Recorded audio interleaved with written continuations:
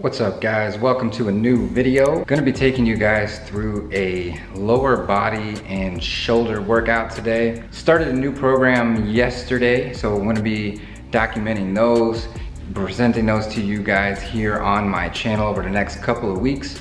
I'll be putting all of the workouts that I do as I do them down in the descriptions.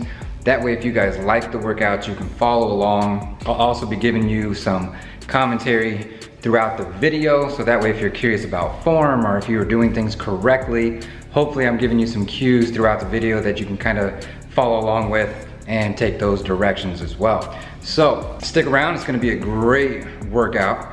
I'm gonna be doing some double kettlebell rack squats today, some Bulgarian split squats, some lunges, some lateral lunges, and then going into shoulders, doing overhead presses with dumbbells and also doing lateral raises today.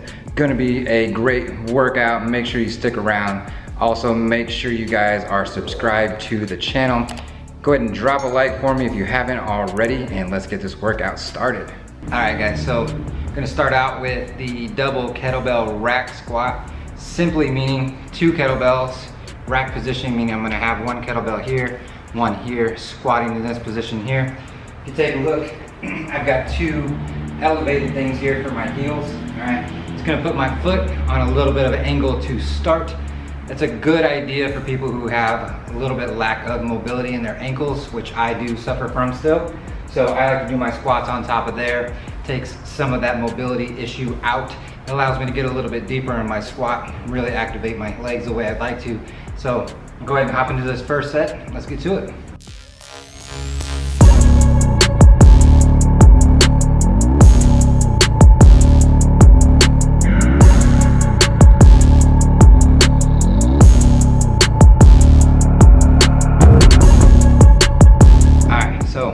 Couple things to keep in mind when you're doing these squats.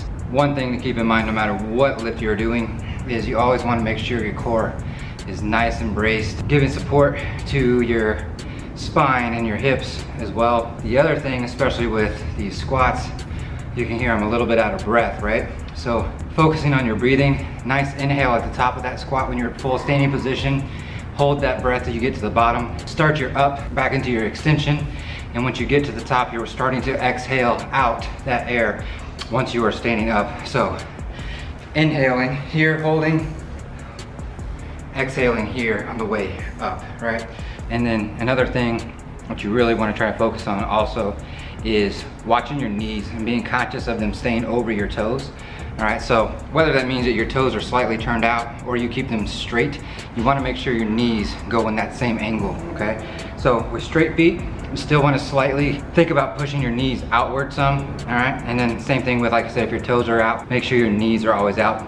Here, I want you to always think about knees never in, okay? That's the key phrase to think about, just knees never in. Focus on that, keep that core, get your breathing right, get some squats going, all right? Let's go ahead and finish this out.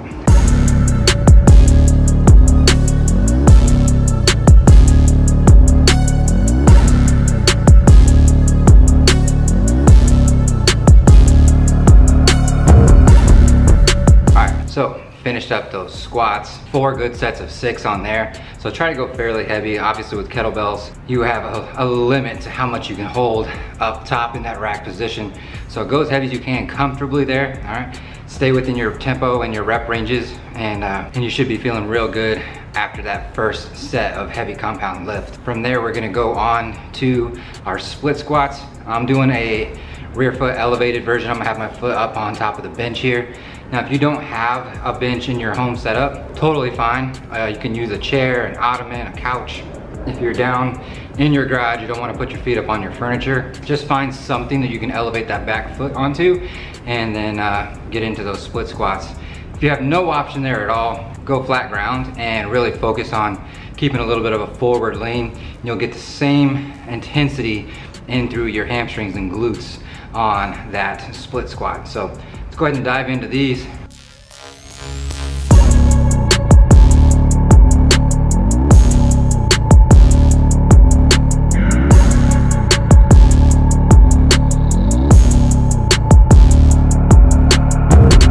All right, so a couple points of emphasis on these split squats. You'll hear a lot of trainers and coaches talk to their clients, and you'll hear them emphasize the idea of pushing through your heel. I don't particularly like that cue.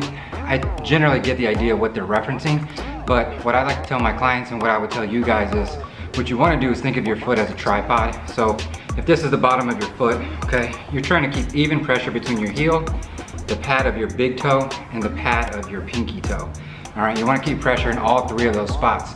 So when we get into our split squat, it's the same thing there, okay? Now the amount of upper body lean that you have, or more upright upper body, is going to be determined by your hip hinge, not by where you put the pressure in your foot. So that grounded foot, which for me was just my left foot, I'm really focused on keeping even pressure throughout the rep and at the top, going into hip extension, knee extension, but making sure I don't lean too far back in my heel or too far forward in the toes.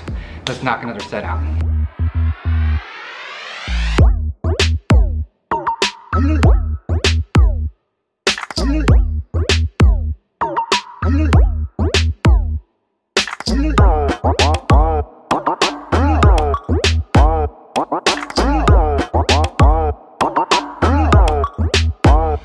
So we got those first two lifts for the lower body done so far. Next, we've got our regular walking lunges. So just going forward, I'm gonna be doing a down and a back in here since I don't have a lot of space. And then after that, I'll be following up with a lateral lunge, but doing it in a walking pattern as well. So I won't be stationary with it. I'll take my step, do my lateral movement, come together centered, and then take my next lateral step.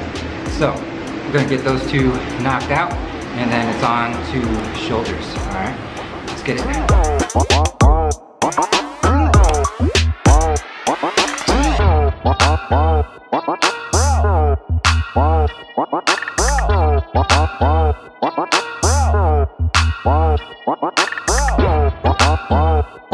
right, so we've moved on to shoulders, doing my main shoulder lift for the night, which is gonna be dumbbell overhead press, doing 4 sets here, 10 reps. A couple things to focus on here. It's making sure I keep the core tight, again, as I said in our leg lifts. Really important on these overhead presses to try and help keep the rib cage low so we don't go into a hyperextension or bending in our lower mid back. All right, really focusing on driving the weight with the shoulders, trying not to incorporate any other muscles. And then second thing here is trying to focus on keeping our back pressed into the seat, okay? So 1 set down, 3 to go. Let's go ahead and get it.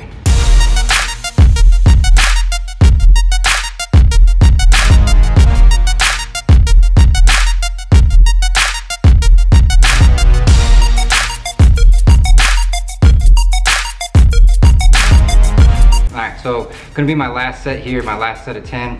Been feeling really, really good lately with most of my lifts. I cycled off all supplements about a month ago and just recently started taking pre-workout again, and I've noticed that my natural body's energy produces on its own without a lot of supplements has really helped my lifts, and so I've been feeling really strong. I'm gonna go ahead and go up to 60 pounds for this last set of 10 on these overhead presses. It's the most weight I've done on something like this probably in a couple years. Not really trying to lift to get huge like I was like when I was in my 20s, but I feel strong, I feel confident with the weight, so might as well try and knock them out, right? So guys, don't be afraid to go up in the weight. Just do it responsibly. Make sure your muscles and your joints are ready for that, and you'll be perfectly fine. So let's knock this last set out.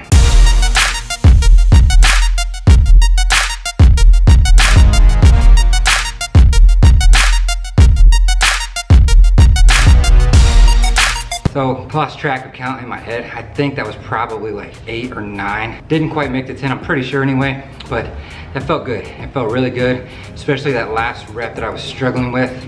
I felt strong, felt like I was still trying to drive the weight with my shoulders, which is exactly what you want. So don't be afraid of those failure reps. A couple force reps with a little bit of help isn't bad. So gotta push that weight if you wanna get stronger. All right, so the last movement of the day.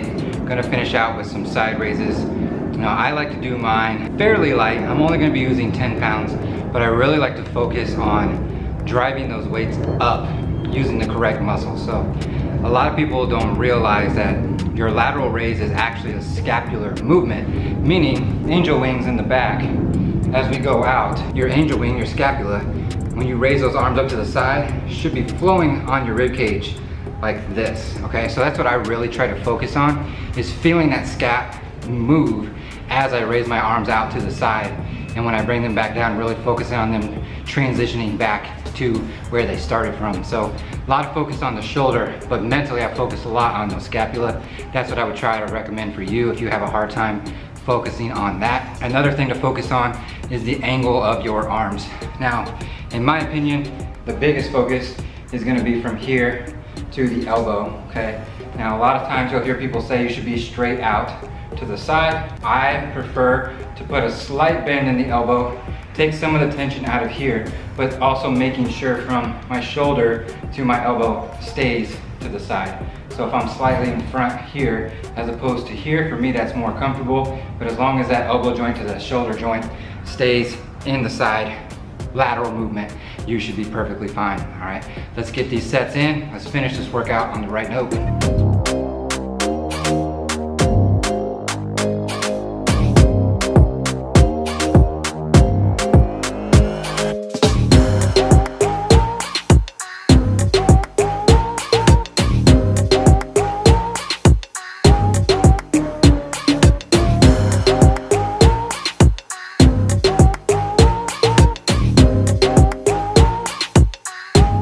So that's the workout, guys. Awesome workout. I feel really good.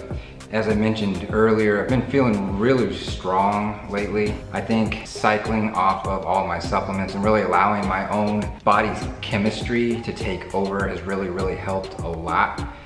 Maybe even for my own natural testosterone production and energy levels. So like I said, if that isn't something that you have done for yourself, I definitely recommend trying it and just seeing how you feel after a month and a half of not using pre-workout, maybe not taking, you know, BCAAs and things like that, and just trying to see what your body is capable of doing on its own for a little while. And then by all means, get back on some stuff slowly, you know, the regular supplements that you've been taking. By no means am I endorsing that everyone takes supplements, so it's not meant for everyone. But if you're already taking some and it's something you're comfortable with, I think weaning off for a while and restarting is definitely a great thing to do. So that is gonna wrap up our workout for today. Like I said, the description will have that workout down below with all the sets and reps listed, so that way you guys can try this at home. If you have any questions about additional form that maybe I didn't touch on throughout the video, make sure you leave me a comment below. I'm very quick to respond to those. So hopefully you guys can give this a try. I hope you enjoyed the content. Hope you enjoyed the commentary and the workout itself. Something I want to touch on real quickly, it's kind of been on my heart lately, though, before I go today, is I get a lot of people that have been questioning me lately and want to know, you know, like, how do I get started? Where do I begin with this process? And for me personally, I think it was driven by family circumstance, okay?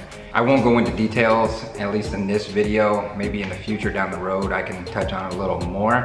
But there was circumstance within my family that gave me what you might call like an aha moment. I realized I needed to make a change in my lifestyle if I wanted to be healthy and avoid the same kind of things that were going on with some other family members around me.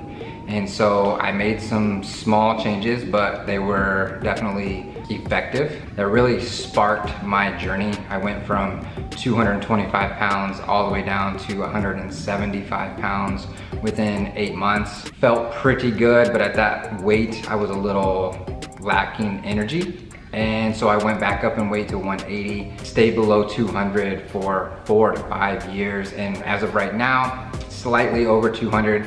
But like I just expressed to you guys, I feel great. I just turned 36 a couple weeks ago, and I feel better right now than I probably have in the last 6 years, at least physically. I feel better. My journey, like I said, kind of started out of necessity. For those of you that are wondering where to start because you want to start, but you're not sure what to do, the best advice I have for you is to just get started.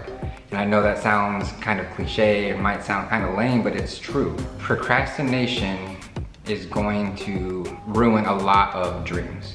Whether that is you getting started in the gym and losing weight, whether it's getting started in the gym, getting stronger, getting lean, whatever it is that your goal is as far as being physically fit and whatever that means to you. If you continue to procrastinate and wait for the perfect moment, it's not gonna come. And so you have to make that moment. You have to put it in your mind that you're gonna go and you're gonna do it because you want to be there. And so first piece of advice would just be to get started. But once you get started, what's gonna keep you going is your why. So you have to find your why, and your why needs to be a deep-rooted, passionate why. It can't just be, I wanna lose weight because I wanna have a six-pack so I look good at the beach.